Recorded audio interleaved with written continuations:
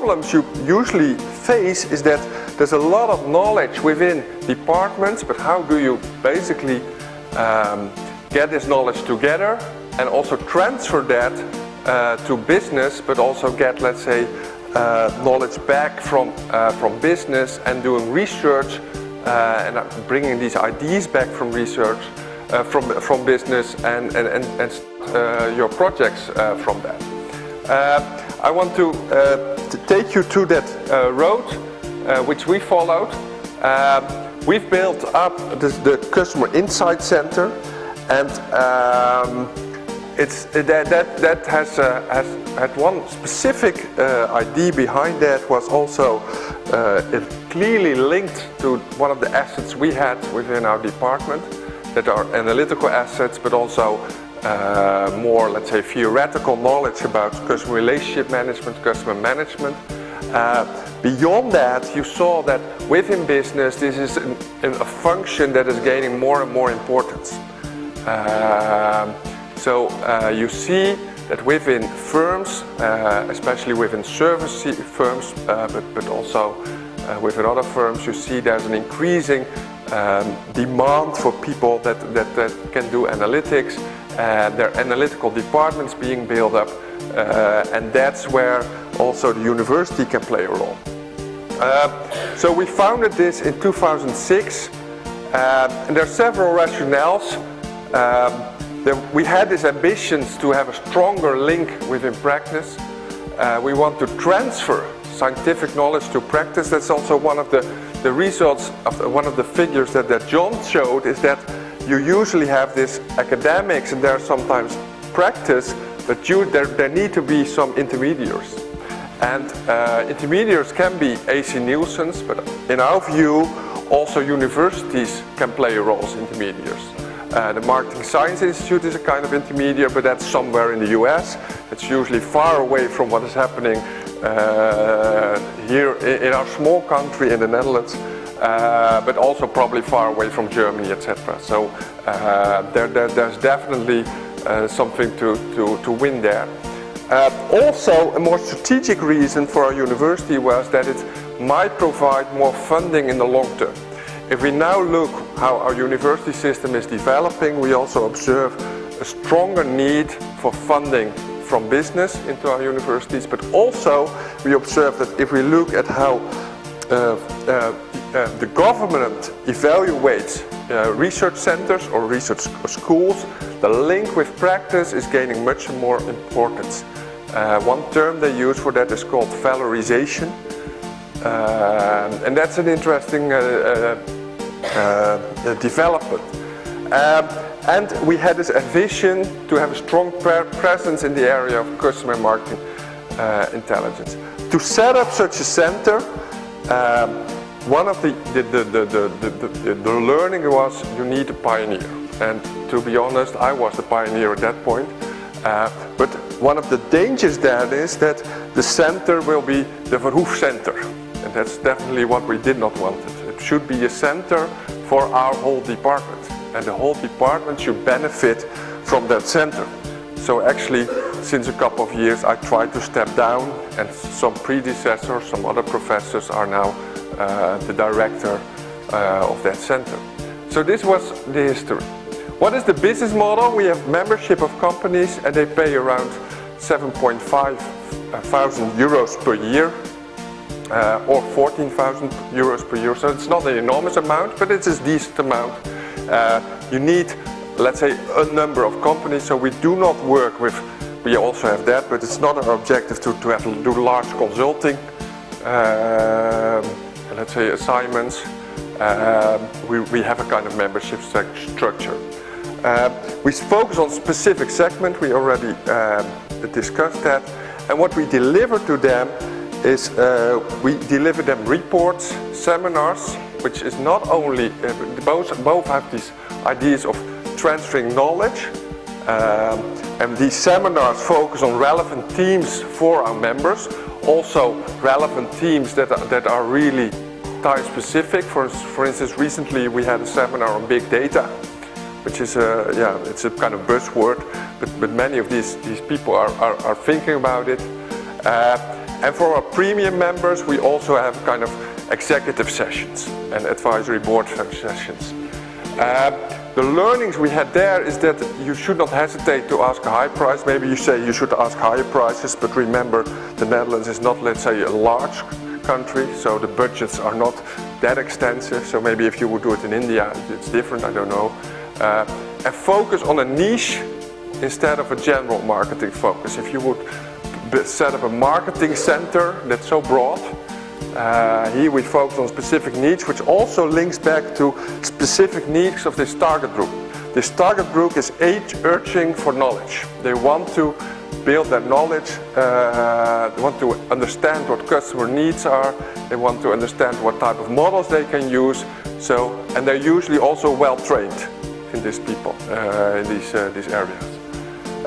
So these are now our members. Maybe it's not fully up to date, but we managed to grow from 10 members to more than 35, 40 members in the last couple of years. And these are all A brands in the Netherlands. And they involve,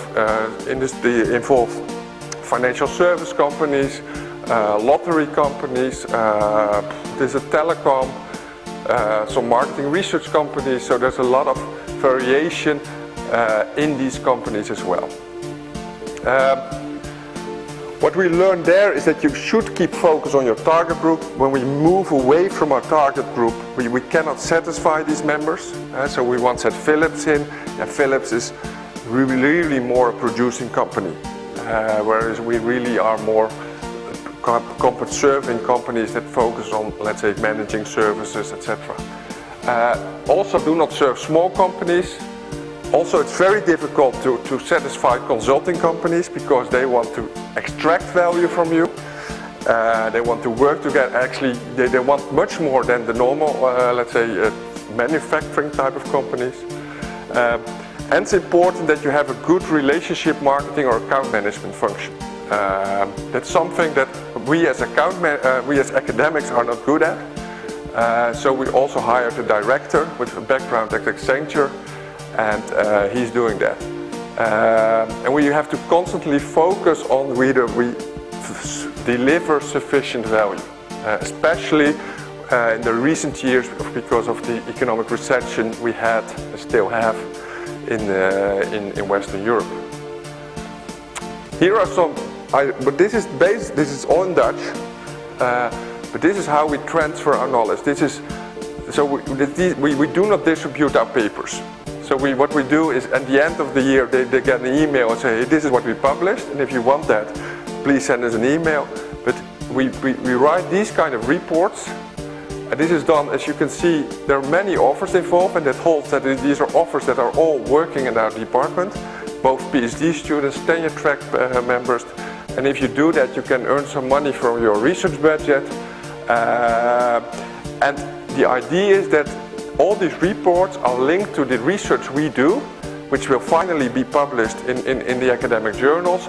And sometimes these are just overviews of specific teams. For instance, we have a report on loyalty programs, just how they work, and apparently we do a lot of work in that area as well. So that's and these are just PowerPoint type of reports. To be honest, and frank with you, I don't think that if we just send them another article, and even if we send them just an MSI report, that many people in business will read that. So you need to have really simple reports. Well, this is another example how we do that. What we try to do is to link them to existing projects, but we have to link them also. Given the efficiency and effect within your department, you have to link them with your core research areas. If you go too far away from that, this link, basically inefficiencies start getting in. Yeah? Firms like overview reports. They like, what is the state-of-the-art knowledge? That's what they like. Not only one study, because they consider that as maybe a kind of case study, but this is really holds across others in my situation. But they like this state-of-the-art. Make them accessible, so no scientific language, and add management implications. Then we had the management of the center. So it started as an initiative with almost no funding.